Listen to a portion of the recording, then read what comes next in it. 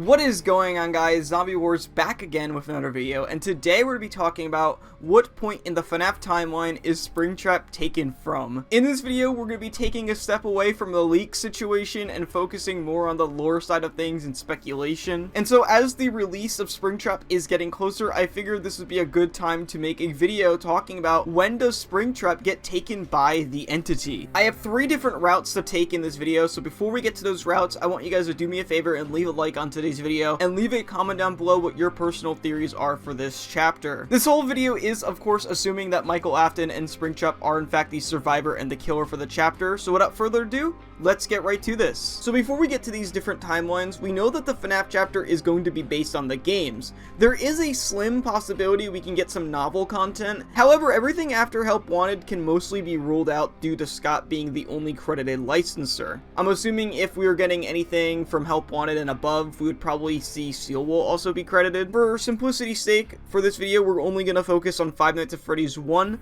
through Five Nights at Freddy's Ultimate Custom Night. Now, I have 3 different paths this could take, but 2 of them follow very different paths. So the first 2 are going to be on the split timeline. This would be a timeline that's different from the Five Nights at Freddy's timeline, so it would kind of be like its own universe, kind of like how the books in FNaF are its own universe. We've seen Dead by Daylight do split timelines with licenses before. The Halloween chapter is infamously a split timeline. It's Michael Myers taken after the first movie, and most recently, Tokyo Ghoul features Kaneki from the very end of Season 1. The other idea is that it's going to be part of the original FNaF timeline, and Dead by Daylight is going to be infused with, well, the FNaF series. There actually is some rumors speculating that there's going to be canon lore for Dead by Daylight with FNaF. Of course, these are just rumors, they're not leaks, they're not facts, so I would take it with an extreme grain of salt. However, it is still fun to think about and speculate on. So anyways, let's get back to the split timelines. The first one, of course, is going to be probably the most popular idea, and that's after Five Nights at Freddy's 3. This one, I feel like, is the most unlikely, despite how popular a lot of people want this one to be. And even though FNaF 3's ending is iconic and the most fitting for Springtrap, I feel like it's the most dull version of Springtrap we can get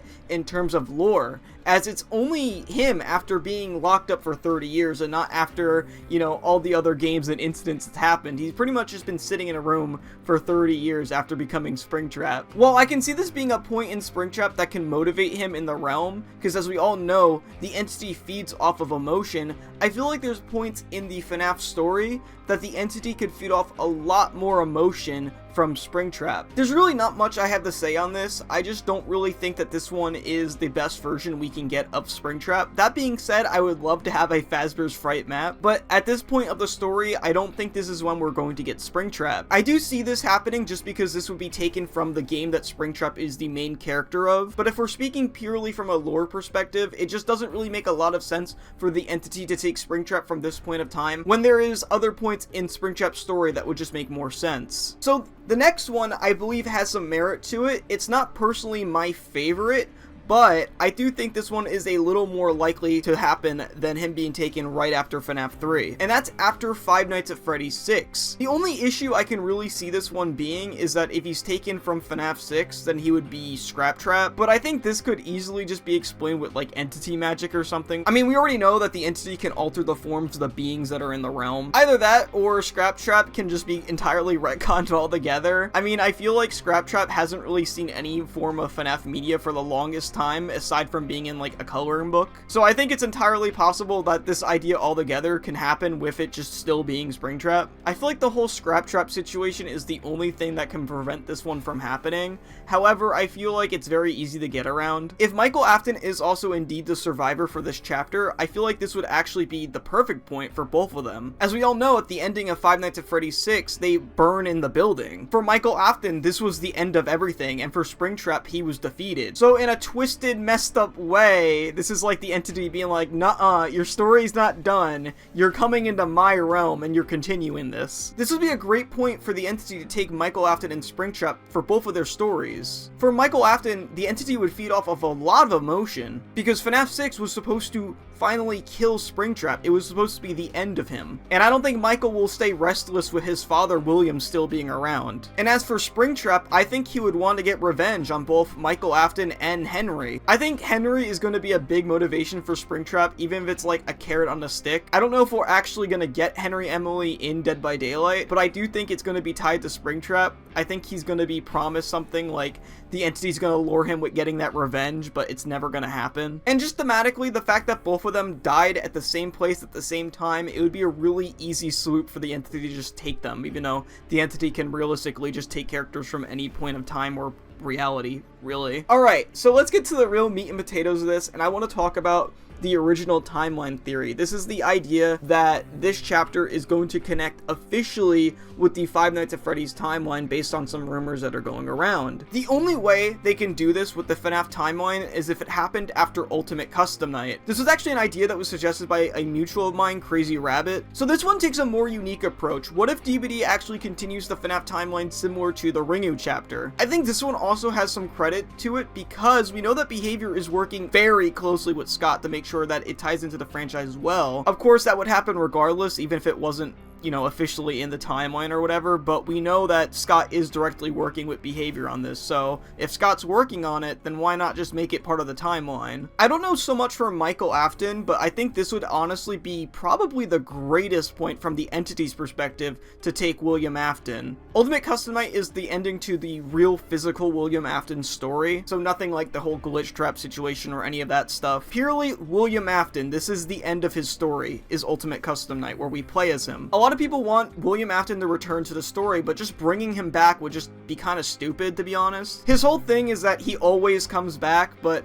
I feel like him coming back in the real world would just be kind of dumb, especially when it's established that he is dead and is experiencing torture in hell for eternity. But what's the only thing that can break him out of that hell for eternity? Another godlike being that can literally alter realities. We already know that death doesn't really mean much to the entity. We know that the entity can resurrect characters back to life and can even bring fictional characters into its realm. We actually see this happening in action in Bill's trailer, the Left 4 Dead trailer. We actually see a moment where he's dead and we actually see him enter the realm and come back to life. So I think the entity can easily just bring William out of his personal hell and just bring him back to life, put him back to his original Springtrap form, and can promise him like revenge. I think lore-wise, this would probably be the most aggressive version of Springtrap we've seen yet, which would be very fitting for being in Dead by Daylight. Of course, Springtrap has always been like a murderer, so you know, it's not like he's ever been like super friendly or anything, but I think this would be the most aggressive version of him. This is a William that's endured a lot, of course, you know, deserved, but he has endured a lot, just lying in his own agony from being locked in a spring suit. This is a guy who's lost everything. He lost his business, he lost his family,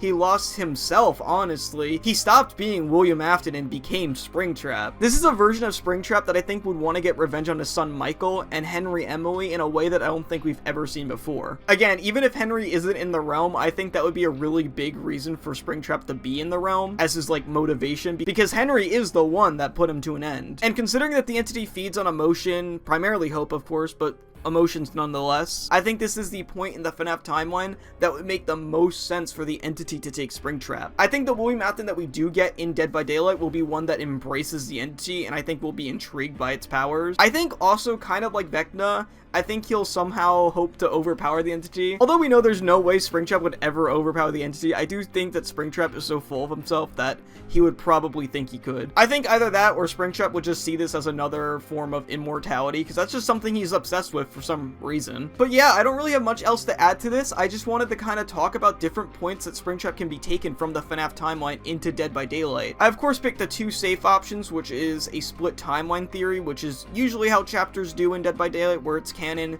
to only Dead by Daylight and not the official license. But I also wanted to throw in like an original timeline idea, considering that is a rumor going around, and I honestly think it's one of the more interesting ideas. And honestly, with Scott Cawthon and how particular he is about the FNaF timeline, I think this is something that would happen. But anyways guys, thank you so much for watching today's video. Hopefully you enjoyed. If you did, leave a like, new to my channel, subscribe. I'll see you next time. Peace out.